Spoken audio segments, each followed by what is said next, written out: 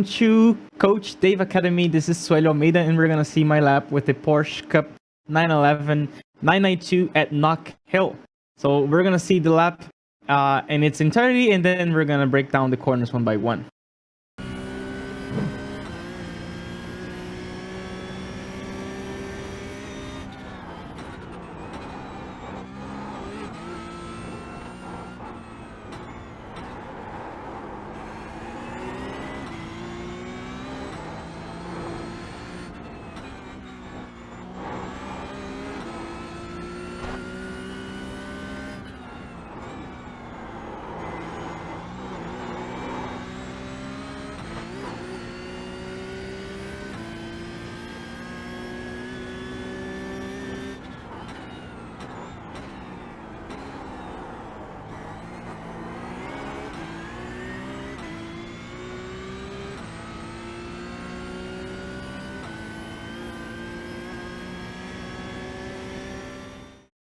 All right, so now let's talk about corner by corner. This is a pretty tricky track, and many corners are that type of corner that makes you want to guess. And those are blind corners. So blind corners are the big secret here. If you can deal with a blind corner correctly by setting good references that you can replicate from lap to lap, then you're gonna do well here. For example, we go here to the first corner and we can already see nothing because it's a blind corner. Right after the apex, we have no idea how much more we have to turn or how longer is the corner, how tight is the corner. So as soon as you're doing your first laps, you have to go slow in a safe speed, and then you want to kind of figure out, okay, at this point, there is another left-hander here, and you have to remember, you won't be able to see it until it's too late. So what do I do when I don't have a visual reference of the exit? Well, I have to look for visual references right ahead of me, available references that I can use for precision. For example, on this first corner, what do we want to do? We want to make sure that we are positioning our car on the very limit here on the left, but also we want to figure out a turning point that will make us do this corner safely, even though we are not looking what's happening after. In this case here, I'm braking. Let's look at it a little bit here. You can see that we have this. Where is it? We have this little square thing here. That's what I'm using as a reference, but I'm also using this little part of the grass here where the tarmac ends. You see, it's a quite wide range for a braking reference because we don't have anything to be more specific. So I like using those two things. You can also use how this dotted line is coming close and gathering to the white line here. Basically, you see, I'm not getting 1 point for the reference. I'm getting the entire thing and just having a bigger picture. It's more about spatial awareness instead of just wanting to hit a point and do it, right? So I do that, and as soon as I figure out that the car is stopping, I'm already looking at the visible part of the apex because we can see what comes after. And then we want to rotate as much as possible here before we hit the apex, because after we hit the apex, and that's another thing that's very important about blind corners. Blind corners are like that. So when the car is falling on top of it, there's no grip, and the car can rotate a lot less. So if we can see a lot of the corner here, it's because we have the grip. This is that's where the grip is really. And then as soon as you get here, you can already expect the car to refuse any kind of rotation. In this case, what we want to do is rotate before it. So by the time we jump, we are kind of going straighter. So recap, looking at the dotted line, the beginning of the bigger part here of the grass, and this little square. And then turning quite late, concentrating the rotation on the entry visible part, because after the blind part, the car is going to be jumping, falling, and we will not have grip. Also here, just make sure you don't hit this sausage a little bit too hard because it makes the car jump in a weird way and you end up spinning going on the way. Actually here, you can see that I was on the very limit. You can even see how much my car is going up on its side. And then Another thing is the next corner is a slight kink, but it's really it's a present corner. It's not an easy corner. So you need to sacrifice a little bit of the exit of T1 to be able to change this direction and really attack this one. This red sausage here is completely attackable, and you will gain time if you do it. Just make sure you don't do it too much. There's no collision with the bollards here, but if you cross them too much, you will get an off track and even a slowdown, so be careful with that. And again, we sacrifice a little bit the exit here, then we change direction to cross the bollard. At some point, we have to be at least parallel to the inside of this sausage curve here, as you can see, because if you're pointing too much to the right, if you're not parallel, then you're going to have a hard time setting the next corner. The next corner is one of the most difficult corners under braking because of how easy it is to lock up the tires here. So as you can see, I bring the car pretty much to the left because I'm really worried already about the next corner. And at this point, we want to brake pretty carefully. You see, because I am coming from another corner, I'm not going to smash the brakes. I'm going to squeeze the brakes at the speed the car regains the lateral balance. So instead of turning and then going straight and braking, I am doing that transition where the car is going straight and I'm squeezing the brakes at the same rate. I'm converting that lateral stress into longitudinal stopping capability for the car. Then you see, squeezing, waiting for the car to stop, and then when we turn in, we want to be very careful with locking. As you can see, we even have some lights here. These two yellow lights are basically the rear tire locking.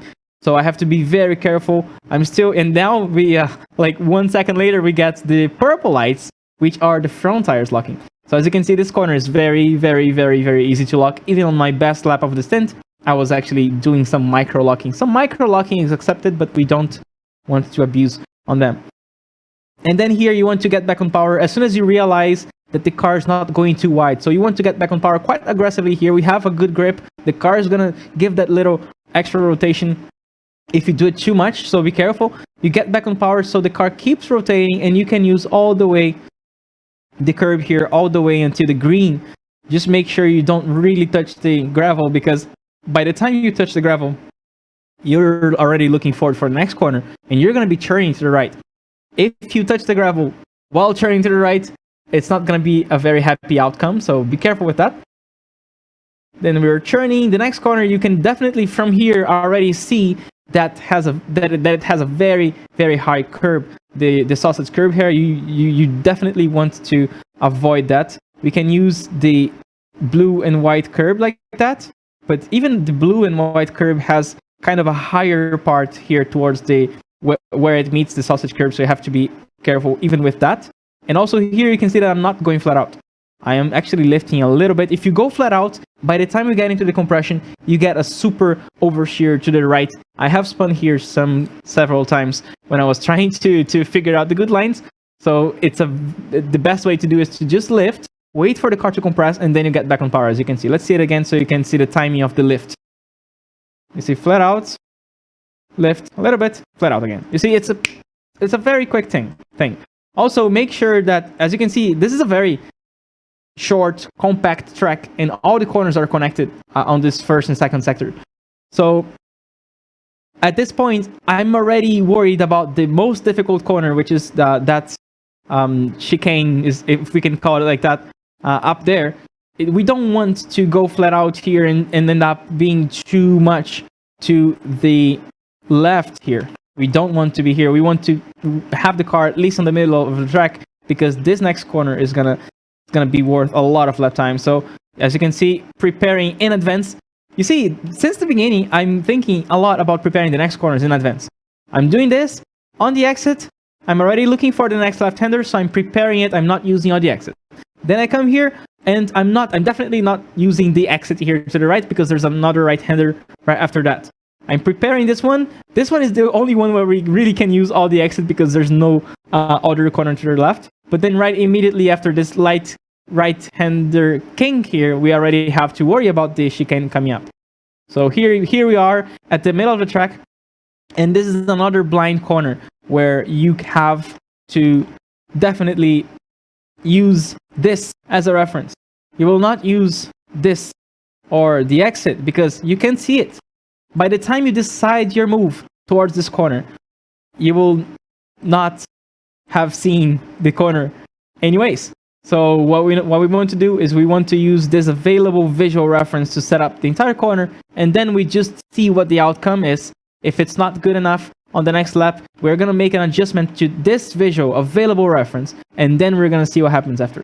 You should never try to look forward on a place where you don't have anything to look at because it's blind. So here we go to the next corner. What I'm going to use as a reference after several attempts, many of those failed, we want to have the center of the car parallel to what's in between. You see this division in between the blue and white and the red sausage. As you can see, I am trying to put the car right there, but not more than that. You can see that I'm actually, at this point, it's pretty close. If you look to the inside of the car, go back a little bit here, you see that we can align the wheel, the steering wheel, to that part. As soon as you get there and you're on top of it right before jumping, you will start to be able to see the curb on the second apex, and that's where we start changing direction quite quickly. We just want to set the car for a good exit, and then the car will, if you put the car on the right place, it's gonna settle well. It's not gonna bounce too much. And that's the most important thing, if you try to cut too high on these bollards here, the car is gonna jump in a weird way. Then you will have no control. The car will land and it will jump again on the second apex. You'll have no control. It's gonna land here again and you're gonna spin.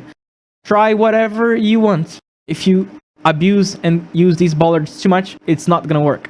You have to prevent the car from jumping too high on this first apex.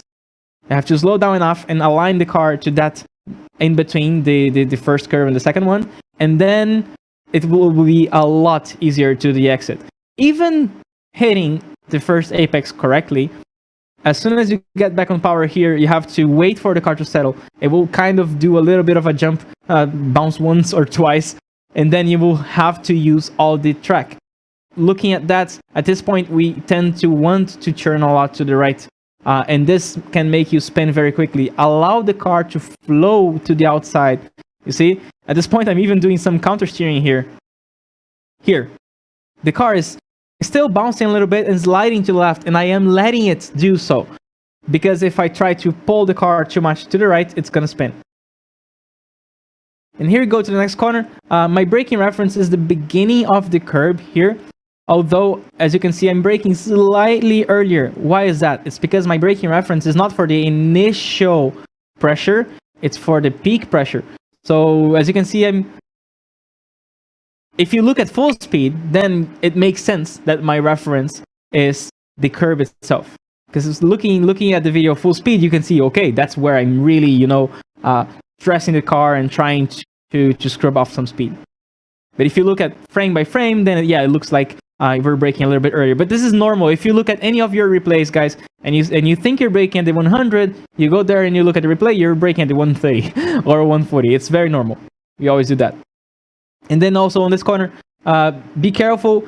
We look at the curb here, and it really makes us turn early, because you see, it invites us to turn. But this corner is a closing radius. So you see, it starts here, but then it gets tighter towards the end. So in this case, what we want to do is ignore the beginning. You see, I'm really far from this beginning tempting part of the curb, because this is my apex. It's pretty much at the end of a sausage that we're really meeting that part of the curb. And then the exit is going to be amazing. Even here, by setting a good line, when you get back on power here and you do this little jump, the car does one or two bouncing moments there, and you get a little bit of oversteer. So you can see that was a kind of healthy oversteer. I wouldn't want to do that every lap because it would destroy my rear tires. But once or twice, it's fine to, if you're on a qualifying lap, to have a tiny bit of oversteer like that. If you want to prevent that overshear, you just need to get back on power a little bit more gently, wait for the bounce to happen, and then you go flat out, and it's going to be much easier. And again here, just make sure you don't touch the gravel, especially if you're panicking, you see that you're getting on the gravel, and you try to turn back on the track. That's the dangerous part. That's where you can actually spin to the right. If you realize that you are on a crash course to the gravel, then straighten your wheel, let the car go to the gravel, and then go back slowly. Don't try to go back quickly. Because if you touch the grass while turning to the right, you spin immediately. Then we go to the last corner, which is the weirdest one. It's not the most difficult, but it requires a lot of patience because of how it's set. My braking reference here is a little bit after this little dirty part on the grass here. So as you can see, I'm starting to brake here. Let's look outside. It's a little bit after, but my peak pressure, yeah, you see that my peak pressure is a little bit further than that already, but I'm still using that as a reference. And then we're gonna be patiently waiting for the car to stop. It's gonna take a year. It's gonna take a year for the car to stop. Wait. Okay, now we start turning in, and we're going for a very, very late apex. So turning in late and then getting back on power kind of early, so you can set this good exit here. It's very important to not be tempted, because there's a curb here on the inside. You don't want to be tempted to turn in too early, because you're gonna have a terrible exit. What you want to do is you wait, you prepare, and then here on the compression going up, there's a lot of grip. You can really turn the car a lot, and then you get back on power with a good bit of the rotation already done. Why did I say this? Because if you try to rotate, if you don't rotate enough on entry, and you try to rotate towards the exit while getting back on power, there's no grip here. We're going up, and then on the exit we're kind of going down again. There's no grip, and then it's very, very easy to just get too much overshear. Instead, what we want to do is we want to concentrate the rotation earlier, so a good bit of the rotation is done, and then you can just focus on getting the power down towards the exit. And here again, just same thing. Make sure you are gently getting towards the gravel/crest. You don't want to touch these because they just make you lose a little bit of exit speed. But in case you do that, be careful not to come too quickly to the right, to try to run away from getting there. Because if you panic and you turn like that, as soon as you touch the gravel, you spin immediately. So that is it for this week. I hope you guys enjoyed, and I will see you next week. Bye.